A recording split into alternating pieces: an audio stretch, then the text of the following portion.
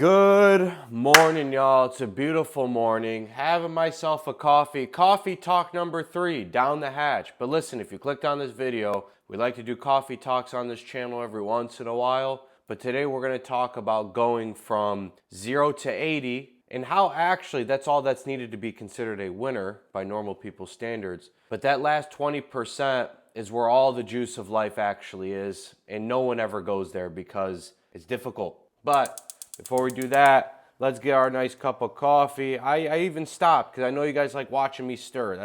I pay attention. This is what you guys don't realize. You know, I'm sitting out here reading comments like my life depends on it. But that's just because I love what I do. Also, something about a cup of coffee in the morning, man. Get the hell out of here. But that's what this video is going to be about. For me, it was always easy for me to go from nothing to something, but from something to everything is not something most people can go through. It's not something that'll just kind of happen to you. You know, there is a lot of intention required. Once you start getting up, in my opinion, I've said this before, once people talk about discipline like it's needed, in the beginning, it's actually not. You don't need that much discipline. You shouldn't be exercising discipline because that means you're doing stuff that's from your brain. You've been telling yourself your entire life, oh man, I need to do this and this is the best way of doing it because according to this data or according to this guy, this business model is how everybody thinks. In every workout, oh, I know if I work out optimally and doesn't matter what arena. Oh, I know if I say these 5 questions to this chick, I'll, get her. It's like, what the fuck? What are we doing here? Oh, this is how you seduce a chick by asking these 7 questions. Like, you see it on the Twitter timeline sometimes. Like, how the hell is this shit popping up on my feed? And you have Elon Musk with a fucking lawnmower going to town. Like, what the hell's going on? Boomers are going crazy for it. I mean, listen, I don't know how I got there, but that's what you're going to get with the coffee talks. So much there's so much I do want to talk about, but the problem is, some of it lacks context, and you need context. By the way, with Arabic coffee, fun fact, what happens is it starts to boil and it starts to raise to the top. You're going to notice that it's going to raise, and that's when you raise the pot like a gentleman. You know what I'm saying? And then you come back down. And eventually you're going to notice that boil doesn't really want to come up anymore, in which case I just go one more for good measure. That should be good. Yeah, we're good. I overboiled the hell out of it. Toss it in the sink like an absolute Chad. And then from there, you let it settle. You put a little plate over on top. This is from leftover yesterday. To me, I hate wasting. I hate wasting. I'm always going to eat something fresh, don't get me wrong. But listen, you don't forget where you come from. I come from the Midwest where people look forward to coffee that has been sitting out for 3 days. I don't want to get rid of that. You got to keep that thing. I don't know what you call it, because you can't even call it resilience. It's like, just get a damn fresh cup of coffee. But it's how I'm wired, man. It's my genetics. Let's take this outside. I'm thinking about doing it from there. Screw it. We're going to do it from my little mini patio. You know what I'm saying? That way you guys can kind of see the house a little bit. Yeah, see? Air dry like a gentleman. Get the hell out of here. I'm going to have to make multiple trips. All right. Yep. Cup of coffee coming out with. You guys check it out, right? Living room. This. See, I actually am holding the camera. Let's go upstairs. Yeah, I'm not going to show you guys bathrooms and stuff, Some little nice artwork. The only thing that's crazy is look at this weird exit sign. What the hell is that, dude? This is the spare bedroom. This is my room. That's it. Anyways, good morning. Cup of coffee. And we got some sugar on the side with some beautiful citrus, right? I have some fruits out for you guys. Cup of coffee. Unfortunately, family pot for one. If you know, you know. But let's get into today's video, right? Because today is one topic that is very near and dear to my heart. And so today's coffee talk is going to be about getting to that undeniable, that everything range. It's the difference between going from 0 to 80%, right? And then from 80% to 100 is where real mastery comes. That, in my opinion, is what I'm going through right now. You know, I think I'm at that 80% range. I've been doing this for a little bit, not long form as much, but when it comes to content, I can explain this even from when I was a kid. I always could get very good at things very quickly. You know, that's why I was always told, you know, you're super talented, you have so much potential. It's because I could get good at things very quickly. But I would always run out of steam and I would just be like, I kind of fell, you know, I fell out of love with this thing. And it's so difficult because when you have an abundance of options of things that you could be very, very good at, there's so many options on the board. People don't understand this. Like, if I'm only naturally good at one thing, I think that's a blessing in terms of for your mental. No, I'm not joking. You know, like the idea of like, oh, this is kind of all I'm good at and that's all I care to do. They don't understand, those types don't understand, you know, with limited options, and this is going to be probably one that you're like, Uncle Rami, this doesn't make sense. But with limited option, you are actually at your most free. When you only have one option on the board, that's when you feel at your most free. I will tell you, I was down to my last dollars in my bank account before I decided posting content. And what I realized in that moment was I had to be so honest with myself because I had to live in reality. Things have to happen. What am I naturally good at? It's crazy how your brain starts picking up on exactly what you're meant to do.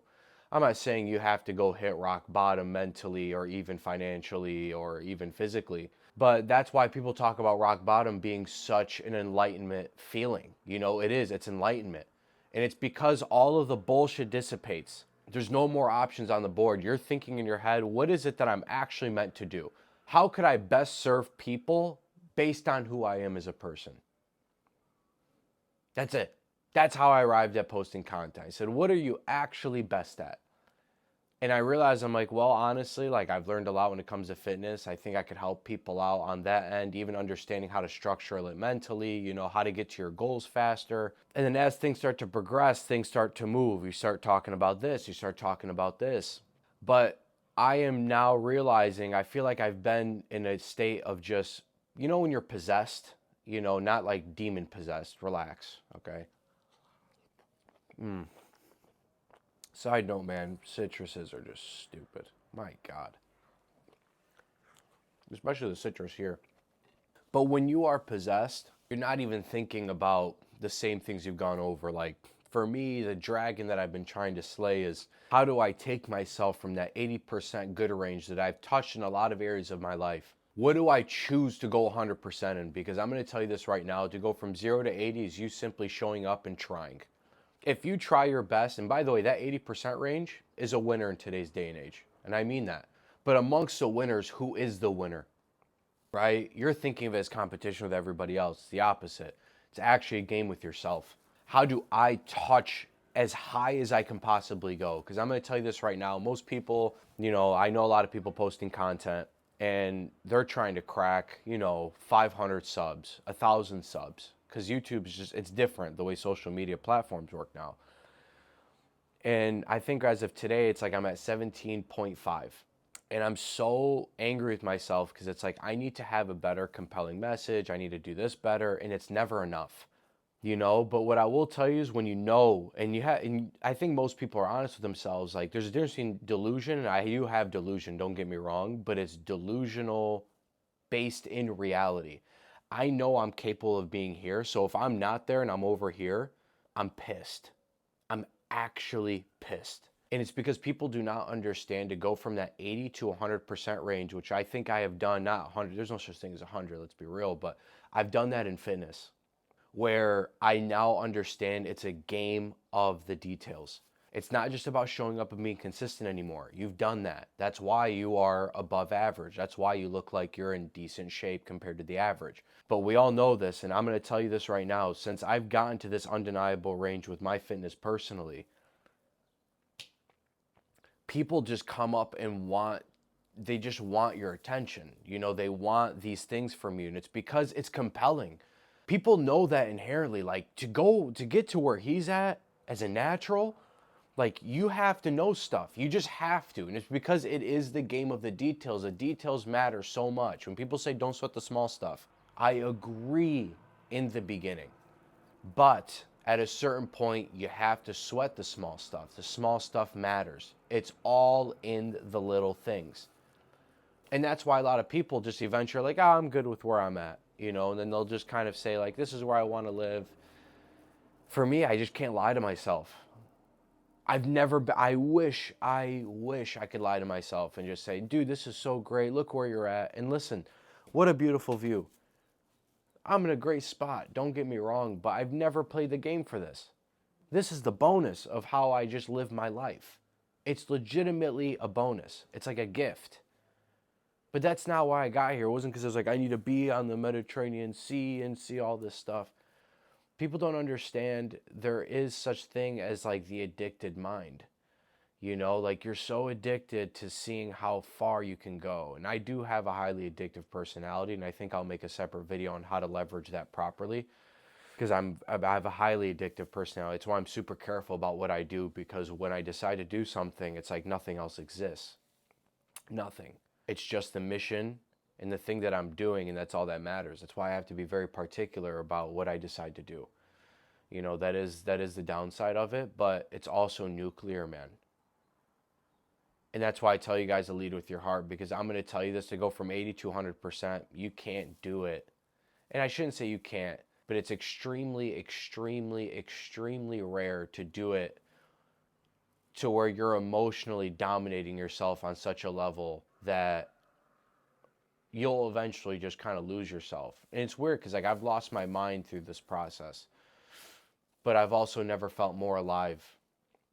You know, and like I'm going to take it back, but when I was younger, you know, I was pretty decent at basketball. I played a lot of AAU ball growing up, but I hated basketball. Oh my gosh, I hated basketball because I felt like I had to perform in order to receive love. This is like kind of the thing I realized. It's like when I played really, really well, I'd get praise from my family, you know, friends, you know, even chicks, you know, like, oh, oh, wow, you're good at basketball. I'll tell you what, dude, ball players pull, you know, but on a side note, it felt like it worked that way with every single part of my life. Like I was a straight A student growing up. I always did exceptionally well compared to the average. Regardless, whatever I decided to do, I know I'd be vastly better than the average. And so with that, what ends up happening is you get to 80% in all these areas, but, and I'll tell you this, that's never going to be an exceptional life. It just will never be.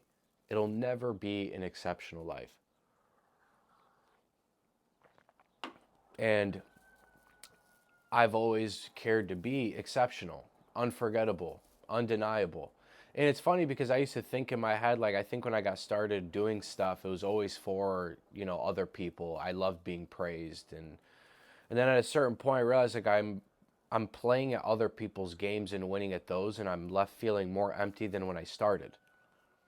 Working out and training and getting into the best shape of my life and continuously upping the ante was the only thing that I ever did for myself starting off, and basically what I do today. All I've done is allow that to bleed over into what I'm doing today. Making content, business, all of it, you know, and I'm now doing things right by myself. And this is super particular depending on who the person is, but when you come from somebody like me who gives a shit so much, you have to choose what to give a shit about. A lot of people that give a shit a lot, they end up getting hurt because you wear your heart on your sleeve. And what do? You train yourself not to give a shit. You start reading books about, you know, the art, what is that one book? The Art of Not Giving a Fuck. Like, people that don't give a fuck don't get anything of value. You have to give a fuck. You have to give so much of one, of multiple.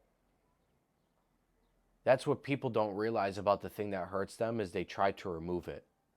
It's the opposite. You leverage it to your advantage. All I've done is I just know I can't have care about anything in my life, and I have to give so much of a shit that you start losing your mind. You know, there's some days you start going a little bit psycho, but I think Vincent van Gogh said it, and I heard it from Conor McGregor, who is a perfect embodiment of everything that I'm saying.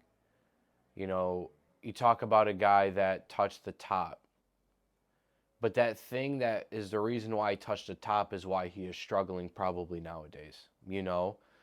And I say that like from the bottom of my heart because like that, like I'll be honest with you, like Conor McGregor to me is a once in a lifetime story. His charisma, the heart he had for the game when he used to talk about movement, you saw it. Like it's a man of just absolute passion. But what people don't realize is that thing that makes you great can also cripple you. And you have to learn how to leverage it properly. And that's why it's so important about understanding where you're rowing your boat and why you're doing it. And that's why I was talking about earlier. When you touch rock bottom, there is something about that that forces you into reality of what you are and what you actually care to do. You're forced to leverage it. And it's so funny because it's like people don't realize love and like are not the same. They're, in my opinion, they're disjointed. I don't think they're the same thing at all. Because I love what I do, I don't like anything that I do. I don't like anything that I do. And I'm being facetious a little bit, obviously. But you just love your art as a whole. And the things that you don't like, it doesn't matter because in the end you look at the picture and you're like, man, this is why I do what I do. It's about the way the picture comes out afterwards. But through that process, you're going through agony and pain and you're losing your mind and your brain is working harder than it ever has been and your brain is forced to expand. Just like your muscles when you're working out, right? When you're working out till failure, you're forcing biology to conform. That's what we do. We adapt. That's what the human beings do better than anything else. We adapt. So you have to put yourself under immense pressure to be able to handle that pressure. And if you constantly want to up the ante, you have to constantly go up higher and higher and higher. But you have to get lost in the art of what you're doing. And to me, that's everything I've ever wanted, especially coming from someone like me who's wired like me, who can be good at a lot of things. And I'm not saying that arrogantly, please, I don't want that like to come off like, who does this guy think he is? I get things, like I get what I'm looking at. Obviously there's certain things I just naturally suck at and I couldn't even get good if I tried. It'd take me super long. But that's why, like, I just leverage it where it's like I'm so interested in this thing that I'm enthralled. And then I just go all in on it and then I would lose steam. Every single time I would just lose steam. I'd say done. I would kind of just like do a couple times until eventually I completely ditch it. But what I will tell you is no matter what, that 80 to 100% range is what this page is for. It's who this page is for. You can't explain it. It's how you were born. It's in your heart. I'm here to tell you that it is so damn worth it because I'm not there yet, but I can tell you every percentage point I have moved up. My life has gotten so exponentially better. My confidence is just that much higher. My conviction is just continuously cementing. And I swear to, because those percentage points mean a hell of a lot more than going from 0 to 60 in terms of the way your life will change. You have no idea. It's these little percentage points that when you move up to that 80 to 81 to 82 to 83, all the way up to 100, it's like it gets more exponentially potent. The way you're able to articulate yourself, you go anywhere and there's just an air about you that people can feel. And you don't even give a shit about it because you're so enthralled into your own stuff that those things, like, and you pick up on it because like you're just aware, like, oh man, like I would have killed for that situation when I was like 19 or 20. And here today I'm 28 and man, it's crazy how much it doesn't mean a damn thing to you because you're just doing everything right. All of that stuff is literally the side bonus. Like you just happen to grab that on the way of going this way. That's how it works. And every percentage points, it's almost like it unlocks these new gifts. And what happens is this is why a lot of people you'll see eventually fizzle out and plateau.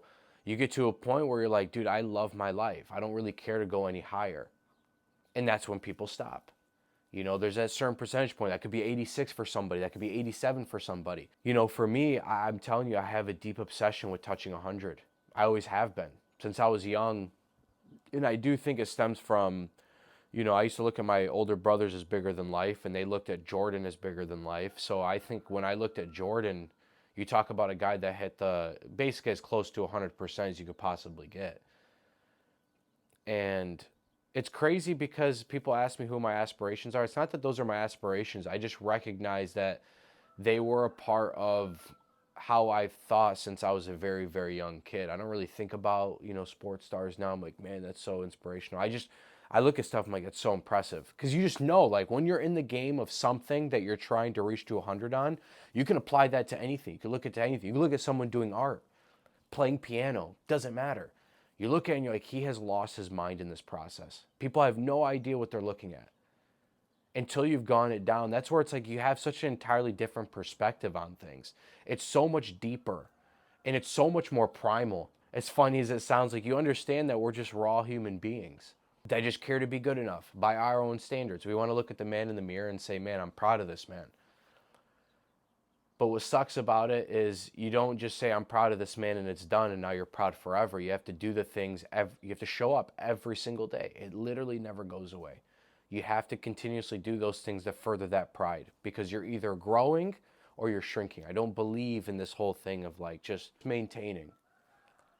You're either growing or you're getting smaller. Period. But point is, I will tell you, for those of you that I kind of explain this out, if you made till the end of this video, that is who this page is for. And if that is something in your head, and let's say in your head you never thought of it this way, what I will say is you know that if this is true to your heart or it's not. Because this is not a game you pick up like a coat where you say, you want to know something? I want to wear this coat. And then I put it on the rack when I don't feel like wearing it.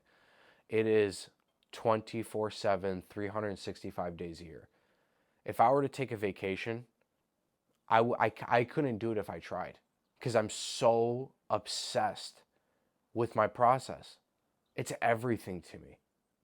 It's everything I've bled for. It's everything that when I was sitting up in the middle of the night looking up to God and I'd be like, God, like, just give me an answer. Like, what do I need to be doing? I've been granted it. That doesn't mean it's easy now. But I'm compelled to do these things I have to do on a day-to-day basis. And I know that going from that 80 to 100 range, since I've decided to completely dedicate myself to it, every percentage point gets so unbelievably better. You have no idea how good life can get. You have no clue how good life can get. And it's because you're earning your own pride. And the thing is that self-pride isn't in self. It's in something bigger than you. That's the point. That's why when I see a lot of people talk about lone wolves and, being a Sigma, it's funny, and this is actually something that Crusadia is going to implement. The most dangerous group of people would be the lone wolf Sigma types if they learned how to work together. And it's like no one's learned how to congregate all of these incredible minds together in one spot to work with one another. Because those are some of the sharpest people you ever meet. The people that identify as that. Some people obviously are just there for the thing where it's like, oh, the aesthetic, bro. They're not real. We're talking about like the actual lone wolf where it's like, I just don't identify with a lot of people. And honestly, like people tell me I need to be with a group, but I can't do it. I just struggle with that. And it's because people don't understand the intricacies of that mind. It's a very intricate mind. And I know that because I'm honestly, in my heart of hearts, I am a loner. And it's crazy because no one would ever say that growing up. I always had a ton of people around me, always had a ton of friends, but I always felt alone. Like I am a loner. In my heart of hearts, I am a loner.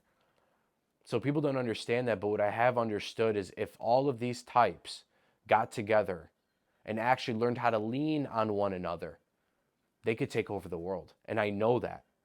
But no one's been able to do it. And that's actually what I aim to do with Crusadia, which will be something that, we'll talk about in the coming times, But regardless, I appreciate watching this video, especially if you made it till the end. I love my coffee talks, man, because honestly, I'm just chilling and talking with you guys. My favorite videos. Swear to God, not even close my favorite videos. And in my head, I'm like, what do I want to talk about? And like with coffee talks, just straight up, I'm like, I just want to hang out with my dogs. That's it. This is legitimately just a hangout session, maybe while you're in the car or you're having your coffee. Dude, that would be sick. If you guys are having your own coffees while doing the coffee talk, oh, dude, please send me pictures. Do it on Instagram, because that's the only place you can DM me. YouTube doesn't have that feature, but DM me on Instagram and I'll repost you on the story 100%. YouTube dogs are legitimately, it's like a family that I've actually been after my entire life. So you guys give me a lot and I appreciate you a lot.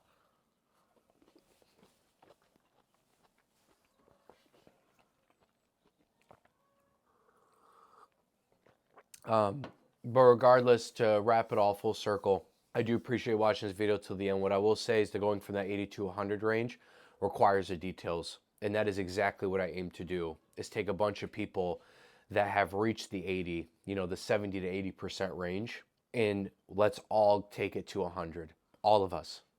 I don't want to do this by myself. I want to do it with just an army of animals, and all of us are soldiers. Nobody is above the next person, because we understand that the movement and the ideas come first. That is everything. No one's above the movement. But the difference is we all sharpen each other and just continuously touch it up, because there ain't a lot of people like us by percentage, but by numbers, it's a ton of people.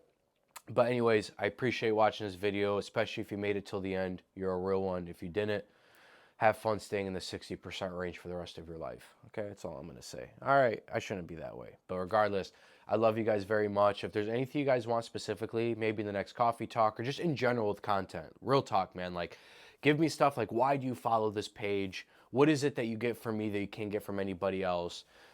Should I talk more? Basically, should I gear everything more towards, maybe the 70 to 100? Because what I'm looking for here is my biggest dogs, so that's it. I love you guys. Let me know. Drop it down in the comments. But anyways, I love you guys very much. From Uncle Rami to the Natural Crusaders. Love you guys more than you know. Uncle Rami out. Peace. Oh, yeah. Didn't even get to have my cup of coffee. Yeah. Yeah, honestly, I'm not sure if I'm feeling this setup. I think we're going to go back down there next time. Yep. I will say is I wish I could put you there, but then I don't get to see this view. You know what I'm saying? So I'm going to prioritize, because this is not too shabby. Maybe I should. You want to know something? Don't be an asshole. Don't be an ass. All right? Don't be an ass. Let them get to see it for a little bit.